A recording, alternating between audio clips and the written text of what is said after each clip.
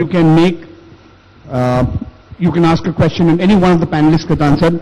Avoid comments and keep your question pointed, then we can have a brief discussion. The gentleman in black and white, no shades of grey.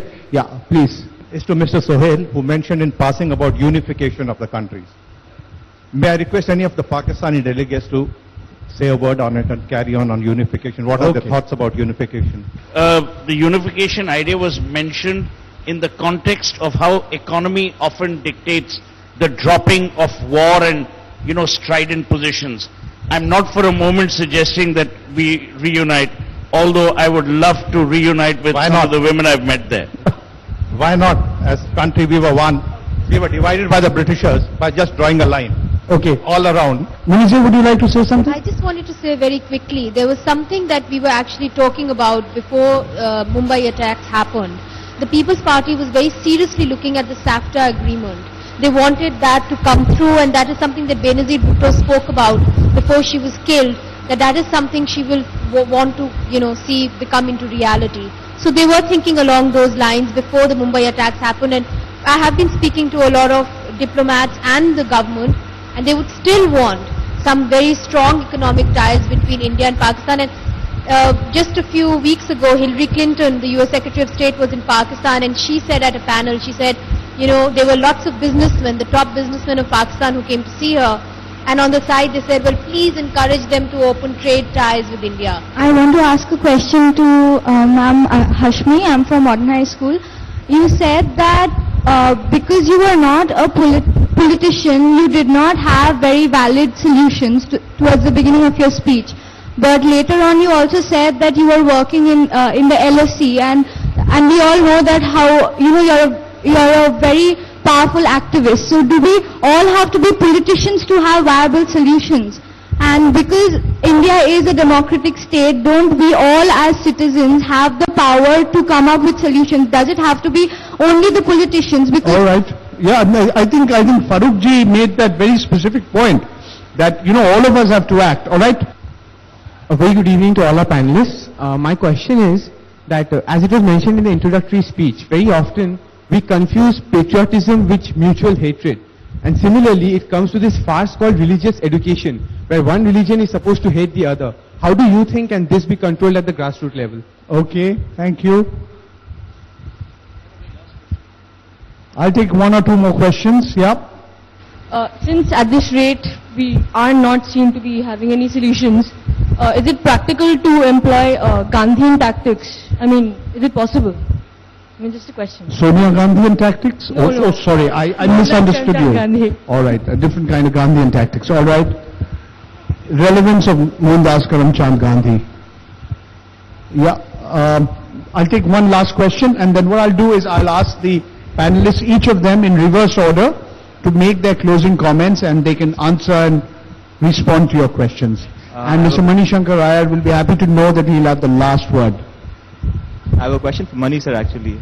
All you said is good, but what's the way forward? Sorry? All you said is good, but what's the way forward? What's the way forward? Okay, what's the way forward? Okay. He's asked what is the way forward? All right, okay. So I'm asking, I'll start with Farooq Saab. Sorry, Parnab. If you want to say anything more, just 2 minutes per person, not more than 2 minutes. I'll just reply to the question that you posed. Is Gandhian tactic outdated or important or necessary? Yes, it is necessary. Simply because of the fact that it also is a corollary to the previous question. At the end of the day, if we don't have a digital India and a digital Pakistan, I'm sure we will have one of the times. But largely, we mix up non-violence with passive resistance. Gandhi was not non-violent in a non-violent way. He was passively violent man, but the violence was not directed towards body but ideology. So ideologically, if you tend to know 10 Pakistani poets, 15 sportsmen, their philosophies, their ideas of looking at democracy, and the people who've been taught to hate in Pakistan, also gets to know that some of these guys are actually not monsters, but was talking about relevant things. The exchange of these two narratives itself is a Gandhian idea. Okay, thank you, Parnab. Okay, Farooq Sheikh Saab, No closing comments? Okay. Taimurji, maybe you can sing another song. Oh no. In 2 minutes, it has to be a very short song. It's been wonderful coming here to Calcutta. I came in 1997 to India when my cousin got married to someone in Mumbai, and this is a visit after 13 years. And what's wonderful about it is that over the last 2-3 days, well, 1 day, 2 days, whatever, there's been a combination of the familiar and the unfamiliar. And sometimes ऐसी झलक आती है कि ऐसे लगता है कि मैं अपने मुल्क में बैठा हूँ, और फिर एक ऐसी चीज आती है जो इतनी नई होती है कि मैं कहता हूँ वाह वाह वाह जबरदस्त यार, ऐसे भी हो सकता है. So it's been absolutely wonderful, and I want to thank all of you for coming here today, and Thank you very much, Taimur. Okay, Shabnam ji, number of questions have been asked of you. You can quickly respond. Thank you. Well, I think the question about the politicians, of course, it cannot be the only the politicians who would find an answer. I think that civil society plays a major role, and there I also very strongly differ with Purnab, my friend, about making fun of the progressives. There are problems, but the progressive, the intellectual, the activist has contributed a lot to the struggles for peace and justice in this society. And I think it is the same about the whole question of Indo-Pak peace process.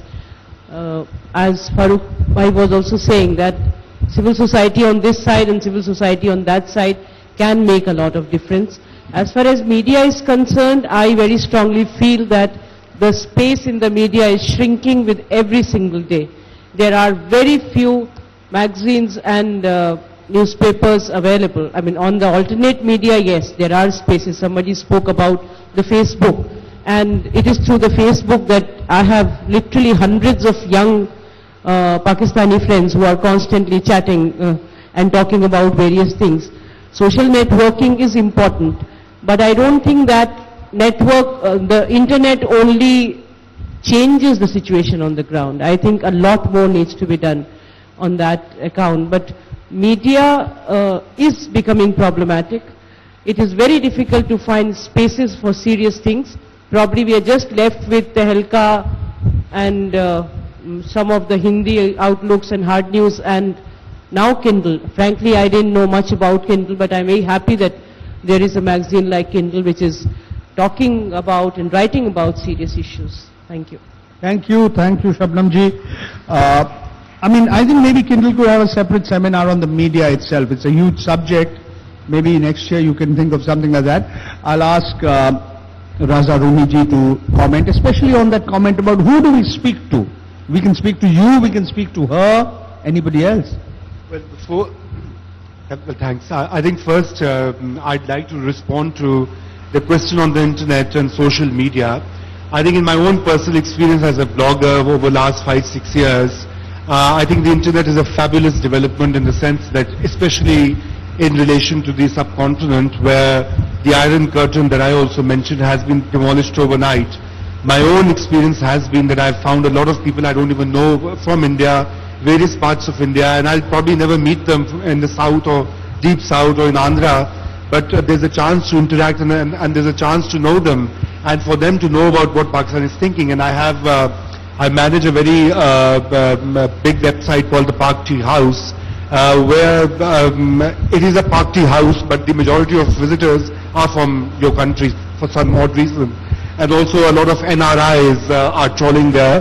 That's a separate story. But I think for the youth and for the younger generations, as internet access widens and deepens both in India and Pakistan, this is a huge opportunity to rectify certain things where the states have failed. Secondly, I would very much agree with Mr. Mukherjee's jibe, but the progressives, I think the same could be said about the Pakistani progressives who've also sort of not looked at many of the critical issues and have not really tried to understand India and the Indo-Pak matrix in a very changing and sort of shifting reality. And finally, who do you talk to? I mean, this question smacks of a very conventional media line that you read in one of your big million plus selling newspapers in which there's a headline or an op-ed title, who do you speak to? Do you speak to the army? Because the army is powerful, you speak to the civilians. I've heard this question a lot many times. I think you have to speak to everyone. People have to speak to people. The foreign officers have to speak to the foreign office. The militaries must talk to each other. The rangers at the borders should be engaged. I mean, what's the harm in that? And why should there be just one center for talking? This is not a one center unipolar country, or Pakistan is not a fascist dictatorial country that you have to speak to Mr. Musharraf and things are done. They were not done. I think the biggest lesson from Musharraf's failed diplomacy at Agra and his various other peace overtures was that there was a erroneous belief in India that because Pakistan is this conservative, jihadi, militaristic, fascist state, so if we'll talk to the military dictator, I'm not saying you all think that, but that's how the mainstream media thought, and still many people in Delhi who are in powerful positions think like that.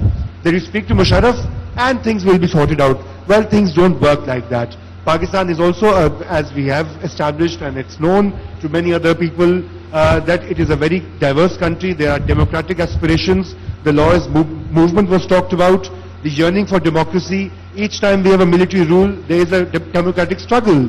So don't ignore that. So you have to talk at all levels and not stop talking. I think that's the basic message. Suhail, it's almost 8 o'clock. I believe you can't survive without something in your, water in your stomach after 8 o'clock. One and only market fundamentalist, not other kind of market fundamentalist, Comrade Suhail Seth. No, I completely disagree with the fact that, I'm not going to brand progressive, non-progressive, that kind of stuff. I have a great sense of optimism. Revolutions of any kind are inspired by people who are 20 and 30, not by people who are 75 and 80. So the fact that these guys are 75 and 80 is good, because another 5 years they'll be gone. The good thing is, if the Kindles of the world can move out of town hall and create a worldwide influential platform of engagement, move it out of a seminar, move it into solutions, talk about things that can happen. If visas is an issue, mount a focused attack on visas. Marketing is the key, not because I'm a marketing guy, but you need to make people buy into one kind of focused logic. The tragedy is, we color it with, as he rightly said, ISI, who do we talk to, all that kind of stuff. I will also say this, while Kindle has done amazing work, I personally liked the idea of Aman Ki Asha. I'm not a major one to, analyze whether it has worked or not worked. I think it was an idea right on time. How they make it work, how they don't make it work is up to those guys. But as an idea, it was fine. I'm a great believer, finally, if you don't like the people of a country, there are very little chances of you liking the country. The good thing is, we love Pakistanis. So that danger has been removed. Now we've got to make sure that our politicians start loving us. So if they start loving us, by logic they will love Pakistan, and hopefully this mess will get over. Thank you, Suhail. It reminds me of that song that Bob Dylan sung in the 60s, My Back Pages.